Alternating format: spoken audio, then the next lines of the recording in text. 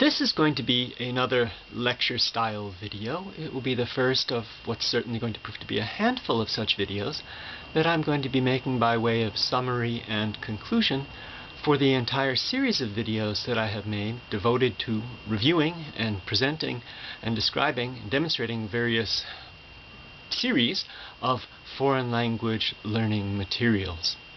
I've made 19 such videos now, and in a number of them I've shown more than one product line. So I would say that I've shown about 25 different sort of name brands, as it were, of materials that a would-be language learner might discover when looking for materials with which to study. I did this in the hopes of helping people because in browsing such sections of a public library, I often find people looking very confused because maybe they've had one kind of material recommended to them, they go to look for it, they find all these others, and it can be overwhelming to find all these different kinds of materials and not know what you're looking for. I would certainly feel this way looking for materials to study some other branch of learning beyond languages. So I do hope that this will be helpful.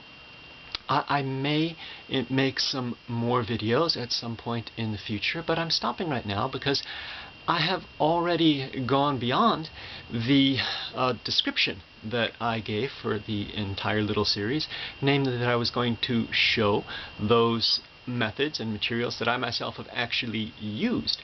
I've gone a little bit beyond that, and I've shown a number of other methods that, while I have not actually used them, there's certainly things that I would use in reviewing them and acquiring them for my collection. I find them to be very solid and valuable methods, manuals, and the like. But I'm also stopping here because I realize, I guess I always knew this, but especially after I have pretty much completed the series, that everything that I've shown has been from within a certain paradigm, as it were, of language learning. It's the paradigm that works best for me, that's proven to be the most effective and efficient means of learning a foreign language, but it's certainly not a universally valid paradigm.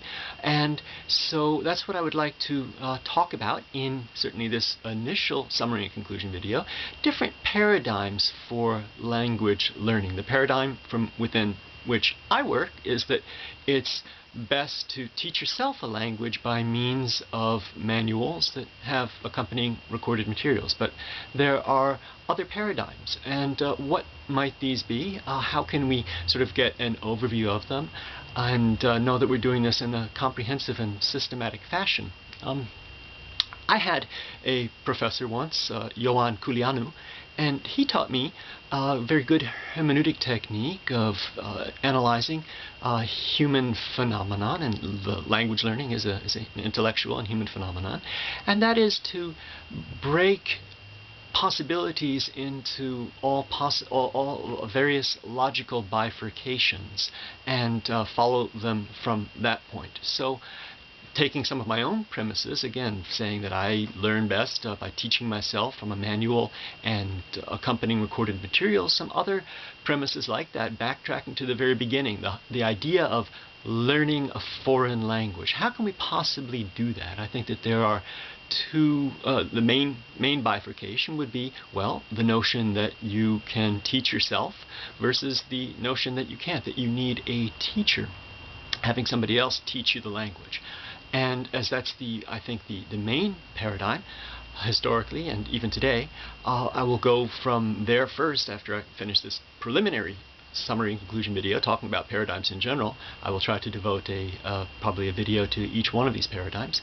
That paradigm could be divided into, well, taking a more traditional classroom type learning experience, having a teacher teach you a language in a class, versus having a smaller group, more of an individualized tutorial type teaching experience. If we go back to then the idea that you can teach yourself a language, I would say that there would be a preliminary bifurcation there into the notion that you should do so by means of a specific didactically planned, pedagogically designed method for teaching you a language versus not doing that, versus just sort of doing it somehow without a specific method. And we'll talk about that. But when we go into methods, obviously, historically speaking, just the fact of literacy and the development of technology for centuries, there has been obviously the possibility of learning a language by means of books themselves, and then in the past 100 years adding recording material to that. And that is, again, my main paradigm, learning by teaching yourself with books, and at least some of them, ideally having some recordings of the dialogues as well.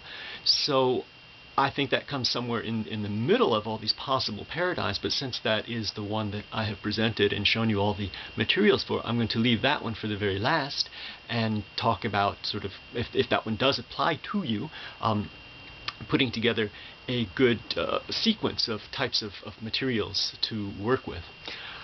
But as I said, this does not apply to everybody. There are other paradigms of learning, and if we go into those now and look at most of the other methods that I could have reviewed, could name and review, but did not because I have not used them.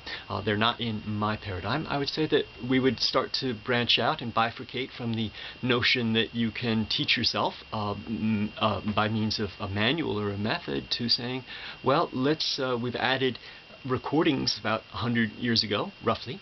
Let's go and say about maybe just 20 or 30 years ago, we began to see a development of courses that would say, let's not learn by means of a book, let's learn just by means of recording. Audio-only type methods are another type of method learning that is out there in the world. And then even most recently, there has been the development of the notion, well, let's not just use audio material, let's use technology, let's use the computer, let's use language learning software. And I think that that is another distinctive paradigm for learning languages. It's certainly possible to combine and cross over different paradigms, and probably that would make a very successful language learning program.